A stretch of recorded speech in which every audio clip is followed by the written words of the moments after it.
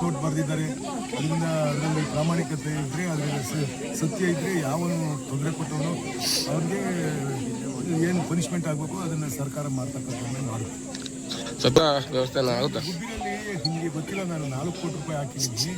ಜಮೀನು ನಮಗೆ ಕ್ರೀಡಾ ಇಲಾಖೆ ಹೆಸರಲ್ಲೂ ಇಲ್ಲ, ಮುನ್ಸಿಪಲ್ ಹೆಸರಲ್ಲೂ ಇಲ್ಲ. ನಾನು ಅದಕ್ಕೆ ಹೀಗೆ ಮಾಡಿದ್ದೀನಿ, ಕೋರ್ಟ್ಗೆ ಹಾಕ್ಕೊಂಡಿದ್ದೀನಿ. ಕೋರ್ಟಿಂದ ಸುಮಾರು ನಾವು ಅಲ್ಲೇ ದುಡ್ಡು ಹುಟ್ಟೋದ್ರಿಂದಲೂ ಅದು ಫೀಲ್ಡ್ ಅಂತಲೇ ಗೊತ್ತಾಯಿತು. ಅದು ಬೇರೆ ಬೇರೆ ಹೆಸರಲ್ಲಿ ಬರ್ತಾ ಇರೋದ್ರಿಂದ ಅದನ್ನು ಕೋರ್ಟಿಂದ ಆರ್ಡರ್ ಮಾಡಿದ ಮೇಲೆ ಅದನ್ನು ಹಣ ಬಿಟ್ಟುಗಾಳಿ ಮಾಡಿಸಿ ಒಂದು ಆಕ್ಷನ್ ಪ್ಲಾನ್ ರೆಡಿ ಮಾಡೋಕ್ಕೆ ಹೋದಂಥ ಸಂದರ್ಭದಲ್ಲಿ ನಾವು ಅವಾಗ ಹುಡುಕೊಂಡಿದ್ದದ್ದು. ಇದುವರೆಗೂ ನನಗೂ ಗೊತ್ತಿರಲಿಲ್ಲ.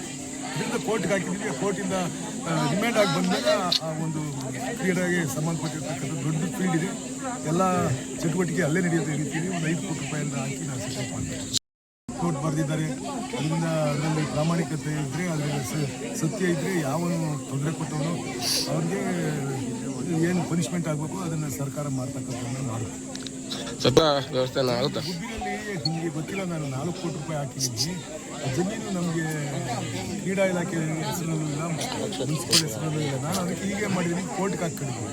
ಕೋರ್ಟಿಂದ ಸುಮಾರು ನಾವು ಅಲ್ಲೇ ದುಡ್ಡು ಹುಟ್ಟೋದ್ರಿಂದಲೂ ಅದು ಫೀಲ್ಡ್ ಅಂತಲೇ ಗೊತ್ತಾಯಿತು. ಅದು ಬೇರೆ ಬೇರೆ ಹೆಸರಲ್ಲಿ ಬರ್ತಾ ಇರೋದ್ರಿಂದ ಅದನ್ನು ಕೋರ್ಟಿಂದ ಆರ್ಡರ್ ಮಾಡಿದ ಮೇಲೆ ಅದನ್ನು ಹಣ ಬಿಟ್ಟುಗಾಳಿ ಮಾಡಿಸಿ ಒಂದು ಆಕ್ಷನ್ ಪ್ಲಾನ್ ರೆಡಿ ಮಾಡೋಕ್ಕೆ ಹೋದಂಥ ಸಂದರ್ಭದಲ್ಲಿ ನಾವು ಅವಾಗ ಹುಡುಕೊಂಡಿದ್ದದ್ದು. ಇದುವರೆಗೂ ನನಗೂ ಗೊತ್ತಿರಲಿಲ್ಲ.